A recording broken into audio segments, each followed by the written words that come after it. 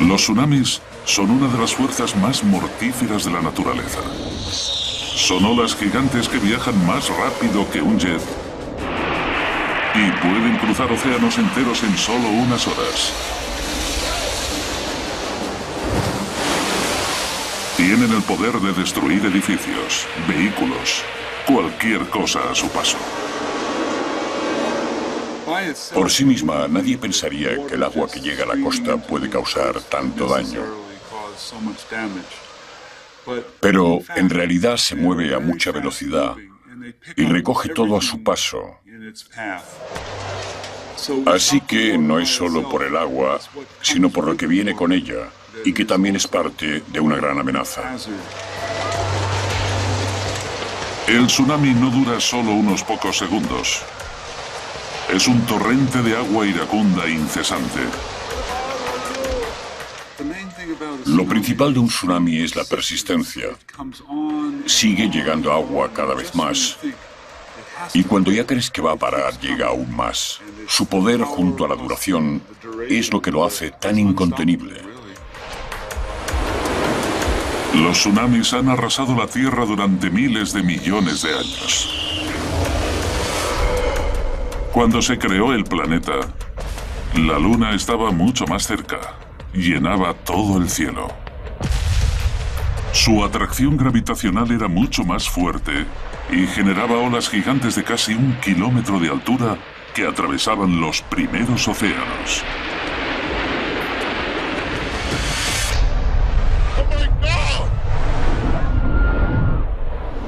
Ahora, los tsunamis siguen siendo una amenaza para las costas de todo el mundo. Los tsunamis han tenido y tendrán lugar siempre durante la historia de la Tierra.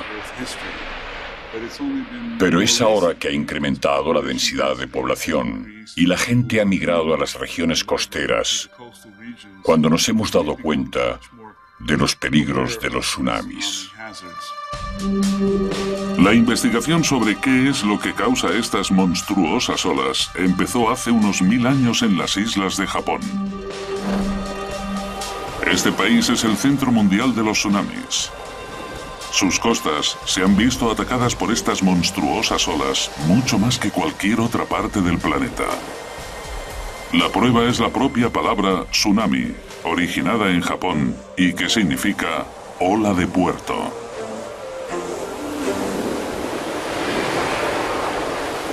Japón tiene el registro de tsunamis más grande del mundo. Los escritos se remontan a nada menos que el año 684 después de Cristo. Estudiando estos registros, es posible descubrir que de media el país se ve afectado por un tsunami cada 7 años. Los manuscritos samuráis hablan de personas que vivían en las costas y que corrían a lugares más altos tan pronto notaban un terremoto. Los japoneses saben que esto es una pista, una advertencia de que pronto habrá un tsunami letal. Pero a pesar de sus intentos para escapar, los tsunamis han ido trayendo muerte y destrucción a estas islas de manera continua. En el año 896, una ola que golpeó Honshu, en el noreste, se cobró la vida de 27.000 personas. En 1933, la zona volvió a verse afectada. Esta vez fueron 3.000 personas las que murieron. Y en 1993, la isla de Okusiri se vio atacada por un enorme terremoto de 7,8 en la escala de Richter. Los edificios se desplomaron y se declararon varios incendios. Pero lo peor estaba por llegar. Minutos después de que finalizara el seísmo, apareció una enorme cresta blanca en el horizonte, un tsunami. Una ola gigante irrumpió de repente en la isla, acabando con cualquier edificio que siguiera en pie. En Japón, los ciudadanos ya habían comprendido la relación entre terremotos y tsunamis. Pero hay otro punto caliente en la Tierra al que los tsunamis suelen atacar con regularidad: las islas hawaianas. Pero muy pocas de ellas se ven avisadas antes por un terremoto. La ciudad de Hilo, en Isla Grande, tiene el sobrenombre de la capital mundial de los tsunamis. Decenas de las enormes olas han golpeado estas islas tan hermosas, pero nadie sabe por qué. Al no contar con ningún tipo de advertencia natural, los habitantes de Hawái tienen que confiar en la mayor estación de control de tsunamis del mundo. Creada en 1949, está conectada a una red de boyas repartidas por todo el Océano Pacífico. Estas boyas proporcionan datos muy importantes. Marcan los cambios en el nivel del mar que indican la llegada de cualquier tsunami en potencia.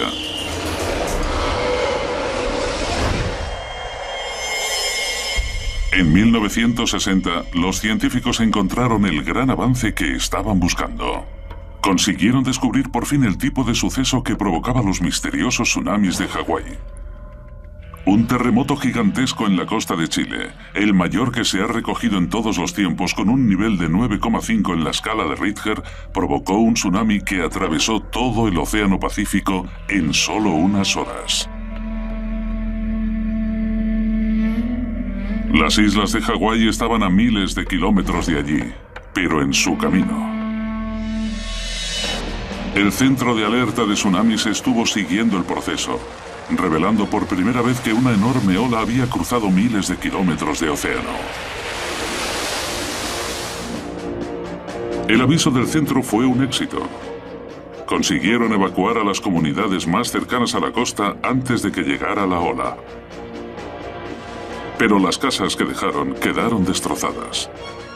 En Hilo, el tsunami fue tan fuerte que incluso dobló los parquímetros de las calles. La ola pasó Hawái y siguió hacia Japón. No había perdido ni un ápice de su poder. Viajando por todo el Pacífico, el tsunami se cobró la vida de más de 2.000 personas y causó millones de euros en pérdidas. Con su poder de devastación, el suceso de 1960 fue un punto de inflexión en el estudio de los tsunamis. Fue la primera vez que los científicos pudieron medir con precisión cómo un terremoto submarino afectaba directamente al tamaño de un tsunami. Y eso fue la prueba conclusiva de que una ola puede viajar miles de kilómetros a través de la Tierra. Fue gracias a este terremoto de Chile cuando pudimos demostrar que los movimientos submarinos asociados al terremoto son los que generan estos efectos tan terribles. Ahora, los científicos tienen la prueba para confirmar que los terremotos submarinos son responsables directos de los tsunamis. La antigua sospecha de los japoneses era ahora un hecho científico. En términos del estudio moderno de los tsunamis, 1960 fue el año cero. El terremoto de Chile fue lo que diríamos la tormenta perfecta. Es cuando la comprensión científica ha avanzado hasta el punto en que los científicos han empezado a ver el vínculo que lo conecta todo. Así que es una ciencia nueva. Estamos hablando de algo que tiene menos de 50 años de edad. En el Océano Pacífico hay más tsunamis que en cualquier otro lugar. En 2004, el mundo quedó sorprendido cuando tuvo lugar uno de los tsunamis más grandes de todos los tiempos en el Océano Índico.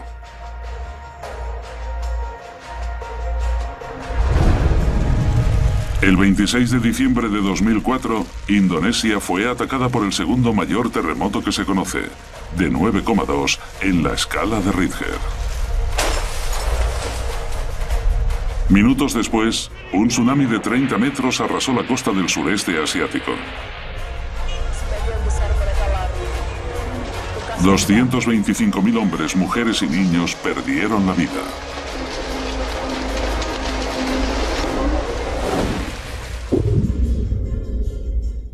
El terremoto de Indonesia tuvo tanta fuerza como el consumo anual de energía en los Estados Unidos.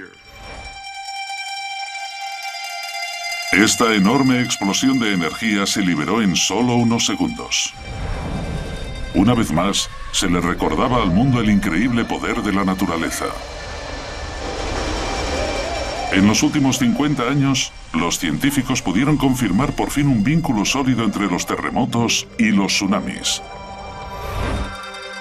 Observando el tamaño del terremoto de Chile en 1960, los científicos fueron capaces de probar de manera concluyente que los terremotos eran los que provocaban estas enormes olas. Siguiendo el paso de este tsunami, fueron capaces de demostrar que pueden viajar a miles de kilómetros de su origen. Controlar los terremotos que causan toda esta increíble devastación implica tener que mirar a varios kilómetros bajo tierra. Investigando el poder que origina estas olas gigantes, los científicos han empezado a entender cuándo y dónde puede atacar la siguiente.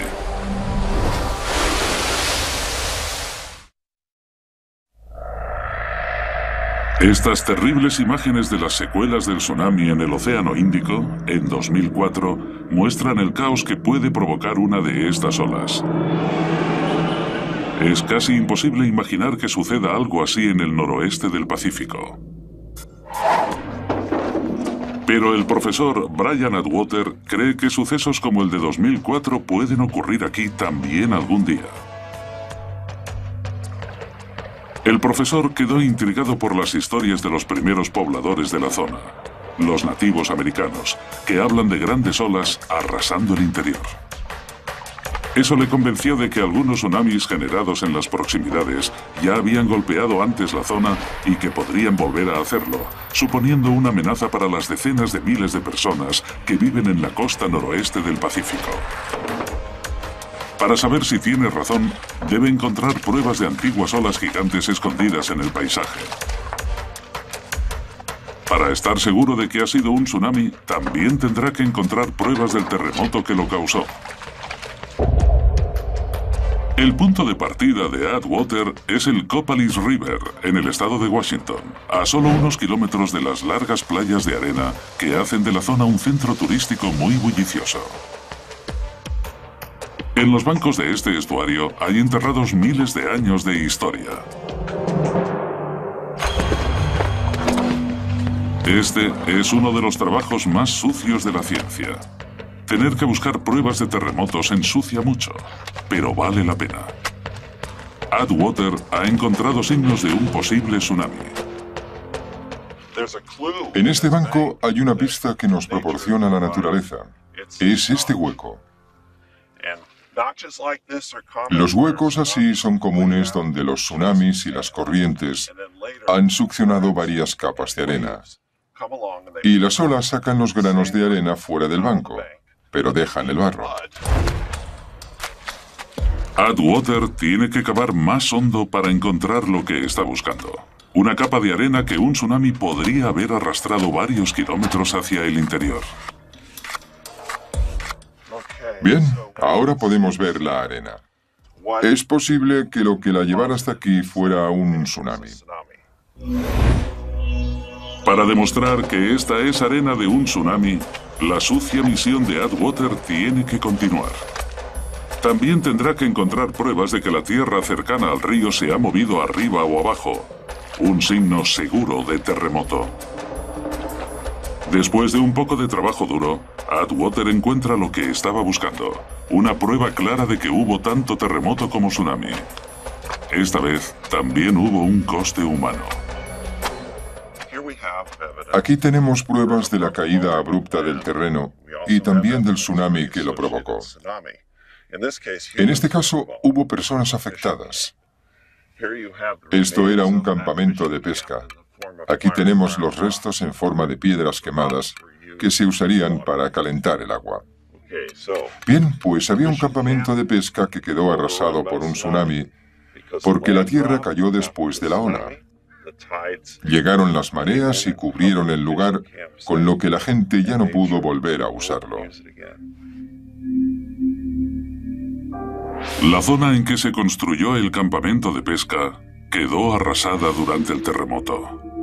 El tsunami depositó arena sobre los restos y la marea cubrió el lugar con barro, donde ha quedado oculto hasta ahora.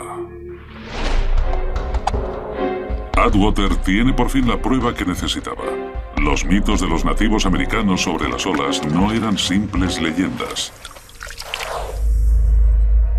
¿Pero qué es lo que causó el terremoto? El principal sospechoso se halla a unos 80 kilómetros de la costa, la falla de Cascadia. Cascadia es una gran grieta en la corteza terrestre. Aunque la Tierra puede parecer una esfera sólida, bajo los océanos y los continentes está dividida en 8 grandes partes y muchas otras más pequeñas conocidas como placas tectónicas. En el lugar donde se encuentran, chocan y se rozan unas con otras, provocando terremotos en las fallas. Los geólogos pensaron durante mucho tiempo que la falla de Cascadia no podía generar grandes terremotos. Pero la investigación de Atwater ha demostrado que es altamente activa. Lo que más le preocupa al profesor y a las miles de personas que viven en esta región es que la falla sea tan parecida a otro accidente muy activo.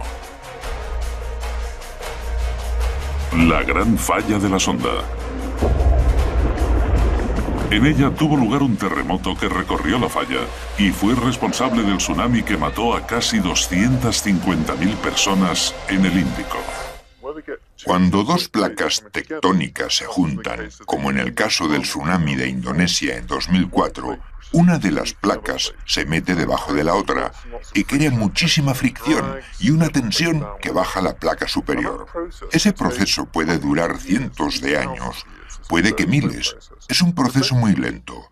Al final, la presión de la que intenta subir gana y salta así, creando un gran terremoto, un movimiento repentino del suelo marino, y eso es lo que crea el fenómeno del tsunami.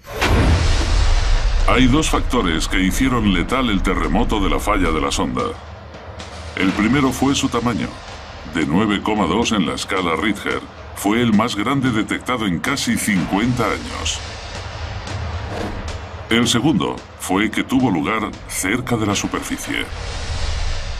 Cuando hablamos de un megaterremoto como este, se trata de un seísmo muy grande en el que el suelo marino se mueve drásticamente. Algunas veces, si el seísmo se produce en las profundidades de la corteza terrestre, apenas se manifiesta en la superficie. Si aparece cerca de la superficie o es de mucha intensidad, la mayoría de las veces vemos movimiento en el lecho marino y eso es lo que crea un tsunami potente. Investigando el suelo oceánico después del terremoto, se descubrió que se habían fracturado más de 1.600 kilómetros de falla y que se había abierto 20 metros. Este enorme seísmo movió miles de millones de toneladas de agua, lo suficiente como para cubrir Manhattan a una profundidad de casi 8 kilómetros. La zona de la fisura tenía unos 1.500 kilómetros de longitud. Al moverse toda esta parte submarina de la grieta, se creó una ola gigantesca. La tromba de agua alcanzó un tamaño impresionante. Desde luego fue uno de los mayores tsunamis de los que se tiene constancia.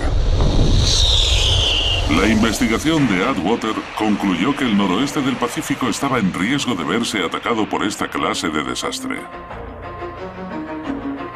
Pero no quería alarmar innecesariamente a los habitantes de la costa hasta haber recogido todas las pruebas que pudiera. Atwater tenía que averiguar con precisión cuándo este tsunami atacaría la costa para ver si podría haber más. Primero realizó una datación por radiocarbono en el suelo del río Copalis, pero el resultado solo lo alejó de lo que esperaba. Descubrió que el terremoto y el tsunami ocurrieron en algún momento entre 1680 y 1720. Y lo más importante, Atwater seguía necesitando pruebas concluyentes de lo grande que había sido. Pero hasta ahora, la investigación solo había sacado a la luz 2 hechos extraordinarios. Desenterrando el campamento de pesca abandonado, Atwater descubrió que un terremoto en Cascadia había hecho que el suelo se desplomara. El corte en el banco era una prueba de que este mismo terremoto había generado un tsunami. Pero lo que estas pruebas no le contaban a Atwater era lo grande que fue la ola. No tenía forma de precisar el tamaño de la amenaza que sufría el noroeste del Pacífico. Su investigación estaba a punto de dar un giro inesperado gracias a unas pistas que venían no solo de muchos kilómetros de distancia, sino también de hace cientos de años.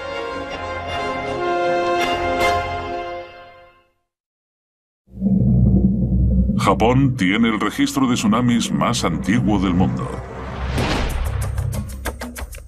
Los manuscritos samuráis cuentan cómo un enorme tsunami que tuvo lugar en el año 1700 inundó toda la costa este de Japón.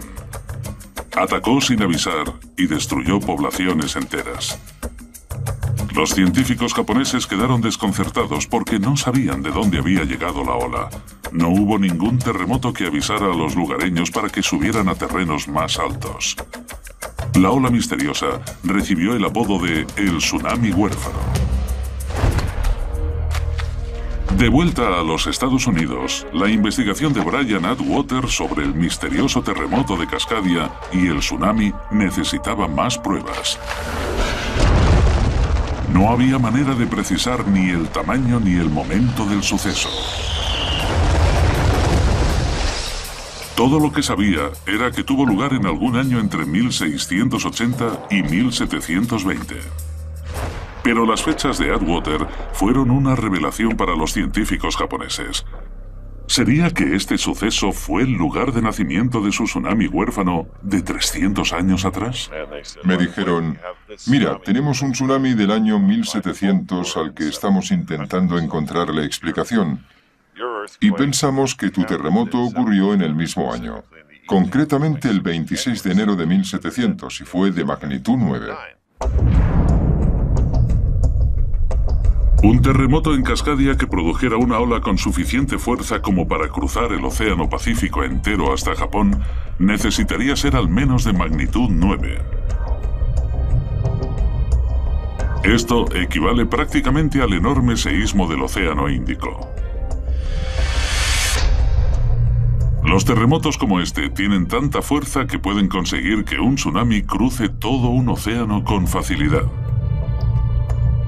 La cantidad de energía que se necesita es difícil de estimar y es complicado exponerlo en términos que la gente pueda entender. De hecho, estamos hablando de unas fuerzas tan grandes como cientos de explosiones como la de Hiroshima. Pero los tsunamis no son solo olas muy grandes, también son rápidas.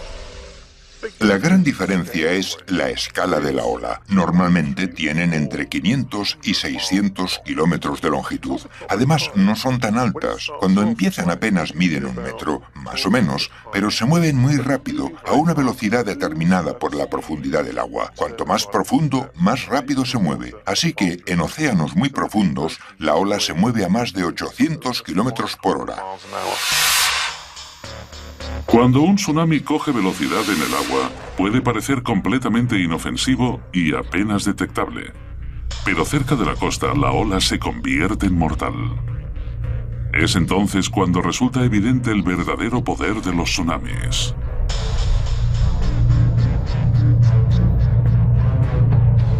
Cuando la ola recoge cada vez más agua y se va acercando a la costa, baja la velocidad. Cuanto más agua lleva, más lenta es la ola, así que pasa de 800 kilómetros por hora a 700, 600, 500, 300. Se va haciendo más lenta. Entonces choca, y es cuando los tsunamis se convierten en destructivos de verdad.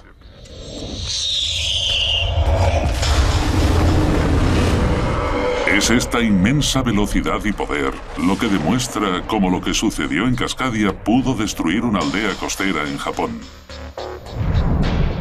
Cómo un terremoto en Chile pudo diezmar Hawái. Y cómo el terremoto del Océano Índico pudo matar a casi 250.000 personas. Si ocurriera un seísmo así en Cascadia, el daño que haría a la costa noroeste del Pacífico sería catastrófico. Pero para asegurarse de la escala de este peligro, Brian Atwater tenía que estar seguro al 100% de que las fechas de ambos tsunamis eran la misma. Después de explorar por completo el estuario del río Copalis, encontró un lugar que podía contener la información que estaba buscando. Un bosque fantasma. Esta raíz de abeto marca los restos de un bosque que incluye el bosque fantasma que tenemos detrás, de cedros rojos, y que cayó al agua durante el terremoto de Cascadia.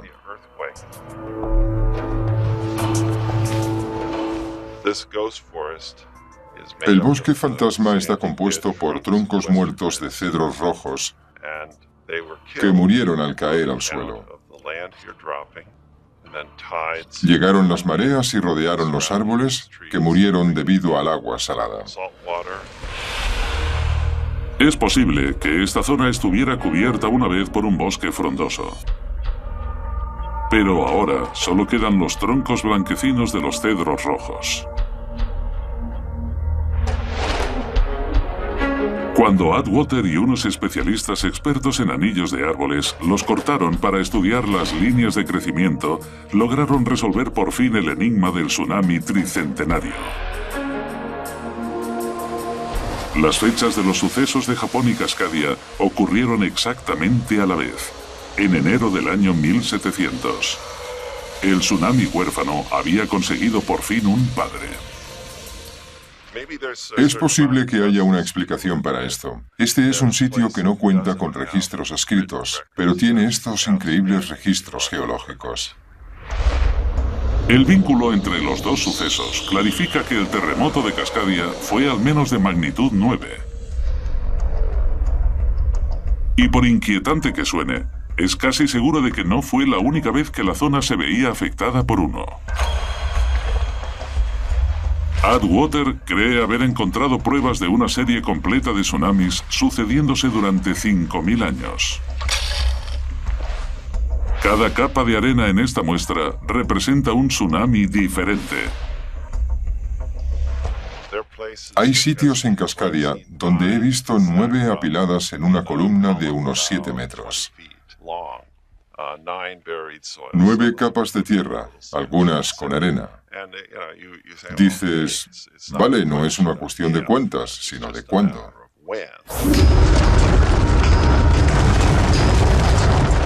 El infatigable trabajo detectivesco de Atwater alertó a los altos mandos de la amenaza que supone el tsunami. Como resultado, las ciudades cercanas a la costa del estado de Washington han podido prepararse para esta catástrofe en potencia. Si ocurriera un terremoto en Cascadia, las primeras olas llegarían aquí en solo 25 minutos. Hay señales de peligro de tsunamis por todas las carreteras y las sirenas están listas para advertir de cualquier ola que se acerque.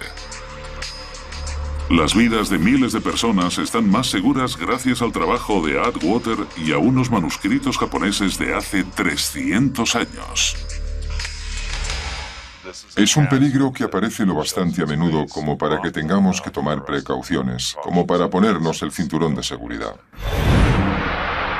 Datando el bosque fantasma del río Copalis en el año 1700, Atwater ha conseguido la prueba definitiva de que Cascadia fue capaz de crear un tsunami que recorriera el Pacífico. Descubriendo las múltiples capas de restos en el banco de hace 5.000 años, sabemos que las monstruosas olas han atacado la zona muchas veces. Esta es una amenaza continua. Atwater sabe que aquí tendrá lugar otro terremoto, pero no tiene forma de saber cuándo exactamente. De vuelta en el Océano Índico, el lugar donde ocurrió el tsunami más letal del mundo en 2004, un hombre ha llevado la investigación de los tsunamis a un nuevo nivel. Cree haber encontrado una forma de hacer que las fallas de la Tierra revelen sus secretos y poder predecir así con precisión cuándo hay en camino un nuevo tsunami asesino.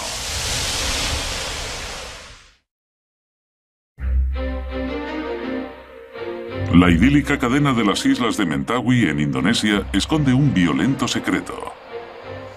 Uno que lo convierte hoy en uno de los lugares más peligrosos de la Tierra. Estas islas se hallan justo encima de la Gran Falla de la Sonda, al sur de donde un enorme terremoto en el Océano Índico provocó el tsunami de 2004. La Falla de la Sonda es una de las más grandes del planeta. Y desde que causó el terremoto de 2004, se ha convertido también en una de las más famosas. Aquí, predecir los seísmos es complicado, pero el profesor Kerry C. está siguiendo la pista correcta. Ya ha predicho con éxito 2 de ellos en la Falla de la Sonda.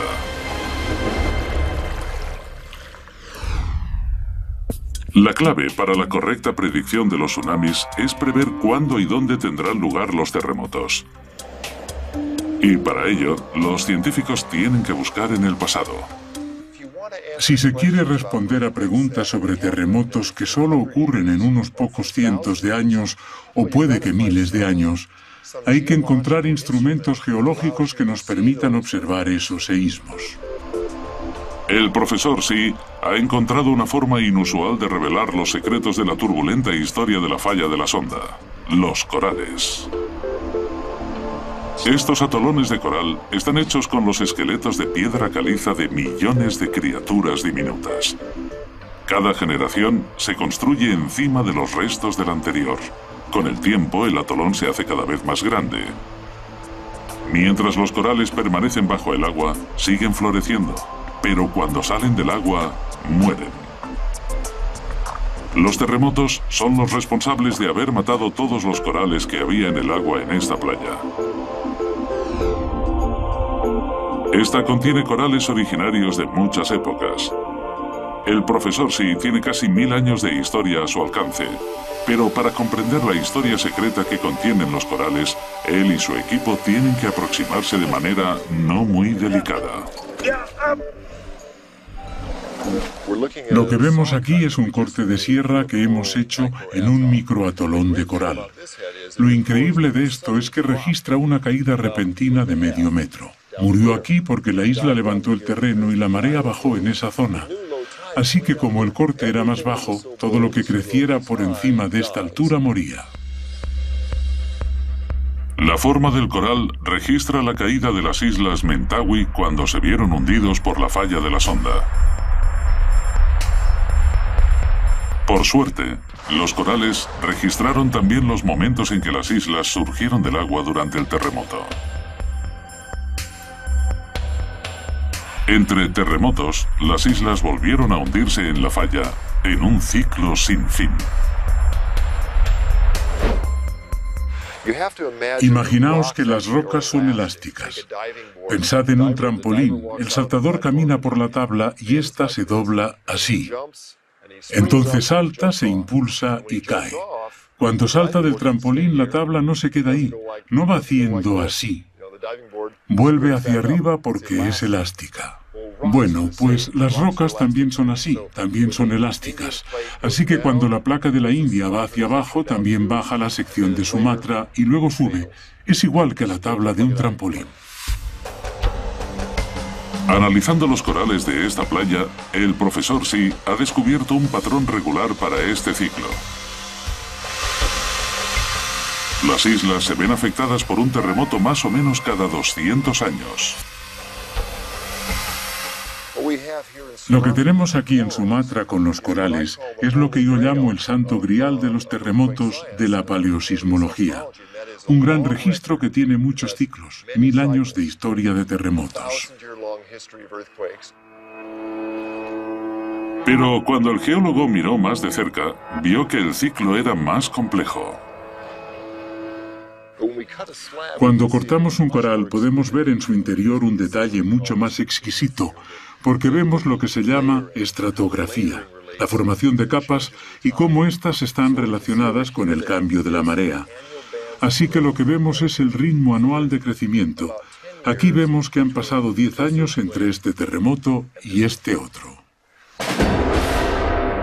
El profesor Xi ha descubierto una pista importante. Los corales registran que no solo hay un gran terremoto y un tsunami cada 200 años, sino también que siempre vienen acompañados por cierto número de pequeños temblores. Este es un ciclo dentro de un ciclo, un superciclo. Contando hacia atrás las capas de crecimiento del coral, el geólogo puede poner fecha exacta a todos estos seísmos. Sabemos que hay una secuencia entre las décadas de 1350 y 1370, también entre las de 1560 y 1600, y una más entre 1797 y 1833. Todas las secuencias están separadas por entre 200 y 230 años de distancia. Esta es una información vital para los habitantes de las islas de Mentawai, que no cuentan con historia escrita. Pero el trabajo del profesor Xi no termina aquí. Al descubrir la historia de los corales, cree que ahora puede predecir el futuro de las islas. Y ya lo ha probado con éxito. El profesor Xi empezó su trabajo aquí en 1993 y pronto se dio cuenta de que se acercaba un terremoto. Las islas Mentawai estaban a punto de empezar su siguiente superciclo mortal. Vale, es un terremoto. En septiembre de 2007 demostró que tenía razón, cuando un terremoto sacudió las islas lo suficiente como para generar un pequeño tsunami que destrozó casas y escuelas. La historia volvía a repetirse, tal como había predicho. Cualquier día podían llegar un terremoto mucho más grande y un tsunami mucho más peligroso. Hay una sección que no ha fallado desde 1797, desde que George Washington fue presidente de los Estados Unidos. Sabemos que ahora estamos en una secuencia de al menos 3 grandes terremotos, así que estamos esperando otro más. La pregunta es si el seísmo y el tsunami llegarán en los próximos 30 minutos o en los próximos 30 años. Gracias a la investigación de Xi, las personas de estas islas han tenido tiempo para prepararse. Cuando llegue la ola, ellos ya estarán listos. Los terremotos se pueden prever si tienes suficiente información sobre cómo se han comportado en los últimos miles de años o en 2, 3 o 4 ciclos. Se puede hacer un buen pronóstico para que la gente que vive en la zona pueda hacer algo al respecto. La educación es la clave. Ahora se enseña a los niños que tan pronto noten el temblor de un seísmo, tienen que correr a buscar zonas más altas. Las carreteras recién construidas serpentean colina arriba desde los pueblos costeros para permitir que los habitantes escapen rápidamente de las mortales olas. Estoy seguro de que los niños de ahora, si viven hasta los 60, podrán ver el siguiente terremoto. De hecho, creo que hay más de un 50% de probabilidades de que ocurra en los próximos 30 años. Analizando la forma de los corales en las islas Mentawai, Xi ha demostrado que allí empieza un gran ciclo de tsunamis cada 200 años. Poniendo fecha a las líneas del coral puede ser incluso más exacto, ya que muestran que el ciclo contiene no solo uno, sino varios tsunamis letales. La falla de la sonda es la culpable de que sucedan, pero no todos los tsunamis se generan por un terremoto. Existe un tipo diferente y mucho más raro de ola, el megatsunami. Los científicos sospechan desde hace mucho que las olas se pueden generar de esta forma, pero no hubo pruebas fotográficas concluyentes hasta 1958. Un desprendimiento en la bahía de Lituya, en Alaska, provocó una ola que alcanzó alturas de miles de metros. Esta grabación, que se hizo justo después de que llegara el tsunami, muestra el enorme poder de la ola. Los árboles poblaban una vez el camino hacia las playas de la bahía, pero fueron arrancados de cuajo por una pared de agua, dejando nada más que la roca al descubierto. El tsunami se generó cuando un terremoto relativamente pequeño provocó un enorme desprendimiento de rocas y escombros en la bahía. La ola resultante fue más grande que el Empire State Building y desconcertó a los científicos de todo el mundo. Los tsunamis de esta escala son muy poco comunes, pero es posible que pronto veamos otro mega tsunami provocado por un desprendimiento 10 veces más grande que el de Lituya, en una pequeña isla del Océano Atlántico. Las Islas Canarias, lejos de la costa de África, se formaron a partir de una serie de volcanes. La más joven es la isla de La Palma. Está formada por 2 macizos montañosos. El primero es el extinto Cumbre Nueva, al norte de la isla. El más joven, el volcán activo Cumbre Vieja, está en el sur. y entró en erupción en 1977. La investigación del doctor en geología Simon Day fue crucial en el desarrollo de la teoría del megatsunami en La Palma. Todo empezó con una fisura inusual que se abrió durante una erupción volcánica en 1949. Ahora mismo estamos encima de la falla que corre hacia el sur por la cresta del volcán durante unos 4 kilómetros, así que se trata de una estructura continua. Day cree que la falla demuestra que es una bomba de relojería geológica.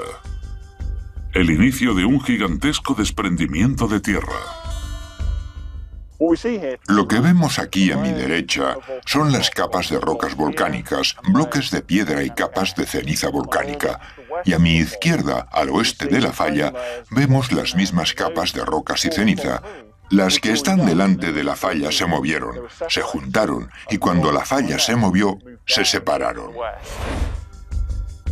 Las rocas a mi izquierda se fueron moviendo hacia el oeste. Lo que pensamos que pasará en alguna erupción futura es que la falla se hará más grande y todo su lado oeste caerá en un gigantesco desprendimiento al océano y dará lugar a un tsunami. Este desprendimiento podría hacer que toda la sección suroeste de La Palma, un sexto de la masa total de la isla, se desplomara en el Atlántico en un solo desprendimiento gigante.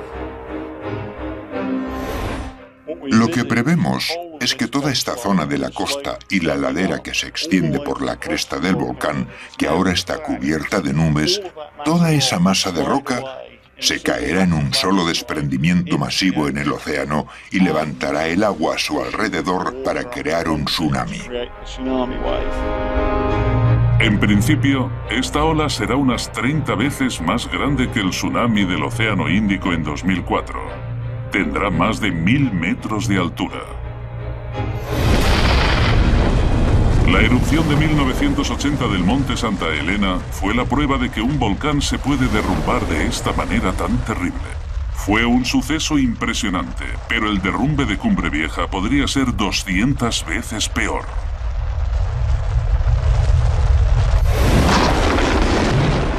Caerían al océano entre 1,2 millones de toneladas de roca a toda velocidad.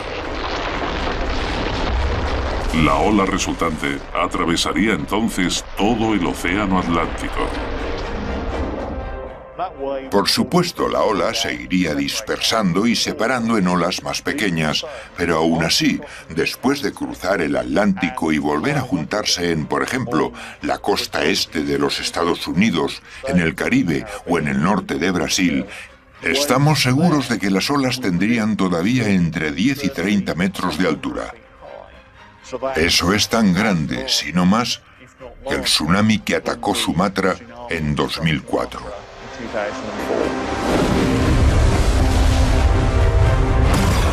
Boston.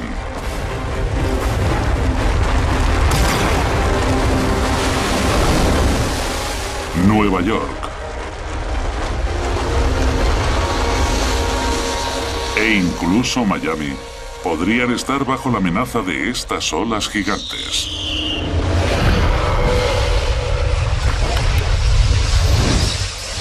Pero esto no era más que una simple predicción. Day necesitaba más pruebas para respaldar su teoría, aunque pronto descubriría que la grieta en el paisaje de La Palma era mucho peor de lo que esperaba. La erupción de 1949 había dejado un tipo diferente de cicatriz geológica en la isla. Day descubrió pruebas de un punto flaco mucho más serio en La Palma a partir de una serie de peligrosas corrientes de lava que corrían por la isla. Una de las características de la erupción de 1949, que resulta bastante inusual, es que en vez de empezar en un conducto y continuar allí, se abrieron una serie de conductos volcánicos en diferentes partes de la isla. Cuando Day localizó estos puntos en el mapa, llegó a una terrorífica conclusión. La brecha era mucho más grande de lo que había sospechado en un principio. La zona afectada es mucho más grande que la longitud de la falla en la cresta del volcán. Eso quiere decir que se extiende por entre 15 y 25 kilómetros de la cresta. Este creciente cúmulo de pruebas demuestra que la grieta no era una simple fisura en la superficie de la palma, sino una brecha muy profunda que llega a cientos de metros bajo los cimientos de la isla. La herencia volcánica de La Palma es la clave de esta amenaza del tsunami. El gran peligro no son las propias erupciones, sino el hecho de que el volcán está cogiendo cada vez más fuerzas y se vuelve más y más inestable, así que en algún momento provocará un desprendimiento. Y parece que esta no es la primera vez que una erupción en La Palma puede provocar un desprendimiento gigante. Hay pruebas en los acantilados del norte de la isla que se formaron hace 65.000 años. Lo que podemos ver en el norte de La Palma es la cicatriz que queda cuando el viejo volcán del norte de la isla se derrumbó y provocó un desprendimiento gigante en el oeste. Fue tan grande que eliminó hasta 416 kilómetros cúbicos de roca y los depositó en el océano. Ese es el tipo de suceso que pensamos que volverá a ocurrir en el futuro en Cumbre Vieja. Es casi seguro que este antiguo derrumbamiento del volcán de Cumbre Nueva generó una ola gigante.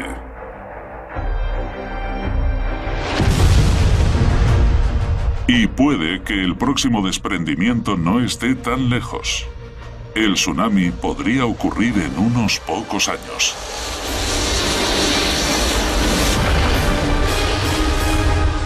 Aunque nos parezca extraordinario, cuando lo tenemos en cuenta en términos humanos, estamos hablando de un tsunami que podría golpear la costa este de Norteamérica y causar una enorme destrucción al nivel del tsunami de Sumatra. Pero esto es lo que ocurre con la geología. Es lo que hace la Tierra. Aunque se han documentado tsunamis durante miles de años, ha sido solo a partir del último siglo cuando los geólogos han sido capaces de demostrar que están conectados a los movimientos de la Tierra. Analizando los datos del gran terremoto de Chile en 1960, los científicos han logrado vincular por fin los tsunamis a los terremotos de manera firme. Los yacimientos de nativos americanos que se han desenterrado han demostrado que la falla de Cascadia en el noroeste del Pacífico fue la culpable de varios tsunamis. Los corales en el Océano Índico demuestran que algunos de los tsunamis generados por terremotos siguen un patrón y golpean la misma zona en intervalos regulares. Y la gran fisura de La Palma nos indica que los tsunamis generados por desprendimientos son un gran peligro. Son megatsunamis, las olas más grandes que pueden amenazar nuestras costas.